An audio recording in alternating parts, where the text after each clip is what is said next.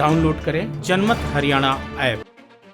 दिल्ली की सीमाओं पर 40 किसान संगठनों के संयुक्त किसान मोर्चे के नेतृत्व में चला आंदोलन 100वें दिन पूरा कर चुका है। मोर्चे की 7 सदस्य समन्वय समिति ने साफ तौर पर ऐलान किया था कि आंदोलन पूरी तरह गैर राजनीतिक रहेगा, मगर 3 कृषि सुधार कानूनों के विरोध में आंदोलन के दौरान विपक्षी दल किसानों के बीच खूब सक्रिय रहे। कांग्रेस ने तो आंदोलन को खुलकर समर्थन दिया। आंदोलन में कांग्रेस सहित अन्य विपक्षी दलों ने अपने खिसकते राजनीतिक आधार को तलाशने का काम भी किया। इतना ही नहीं, 26 जनवरी को किसान ट्रैक्टर परेड के दौरान दिल्ली में हुए उपद्रव के बाद आंदोलन में आए बिखराव को रोकने के लिए कांग्रेस ने ब्लॉक स्तर के नेताओं की जिम्मेदारी सौंपी। कांग्रेस को चिंता थी कि यदि किसान आंदोलन की धार खत्म हो गई तो उनके हाथ से बड़ा राजनीतिक मुद्दा छिन जाएगा। आंदोलन के मुख्य मंचों पर विपक्षी दलों के नेता बेशक नहीं पहुंच पाए, मगर विपक्षी नेताओं ने हर मोर्चे पर किसानों का पक्ष रखा। हालांकि संसद सत्र में चर्चा के दौरान केंद्रीय कृषि मंत्री नरेंद्र सिंह तोमर ने विपक्ष के नेताओं को यह कहकर जरूर घेरा कि कोई नेता अभी तक तीनों कृषि सुधार कानूनों में काला क्या है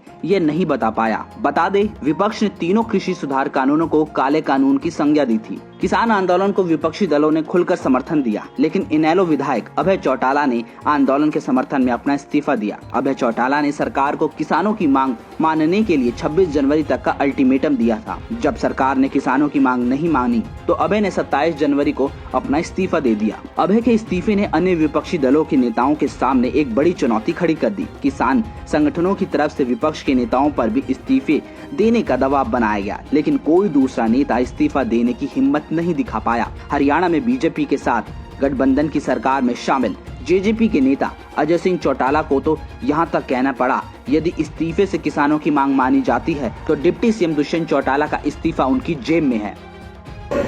अजय सिंह चौटाला के इस्तीफे से कोई मकसद हल हुआ है? मुझे ये बता दो। और मेरी तो जेब में है, दुष्यंत का इस्तीफा मैं अभी दे देता हूँ। अगर उस बात से मकसद हल होता हो तो हम एक पल भी नहीं लगाएंगे। केंद्र का कानून बनाया हुआ है, केंद्र निर्णय करे या हरियाणा के 10 सांसद रिजाइन करे जिन्होंने इस पे मोहर लगाने का काम किया है, या 5 राज्यसभा के सांसद जो हैं वो रिजाइन करें। दुष्यंत के रिजाइन मांगने से, हरियाणा के मिनिस्टर के किसी रिजाइन करने से अगर समस्या का समाधान होता है तो मैं तो डिप्टी चीफ मिनिस्टर का इस्तीफा मेरी जेब में है। हिसार में डिप्टी सीएम दुष्यंत चौटाला और फिर करनाल जिले में सीएम मनोहर लाल का विरोध करवाने के पीछे भी विपक्ष के नेता ही सक्रिय रहे।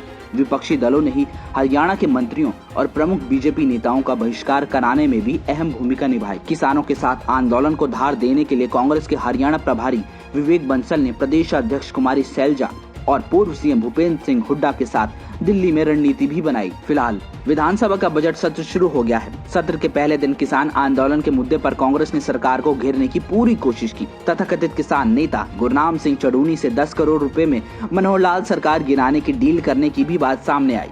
अब देखना यह है कि आंदोलन के जरिए कांग्रेस की रणनीति कितनी कामयाब होती है और अपनी खोई हुई सियासी जमीन हासिल करने में कितना कामयाब होती है। ब्यूरो रिपोर्ट, जनमत हरियाणा।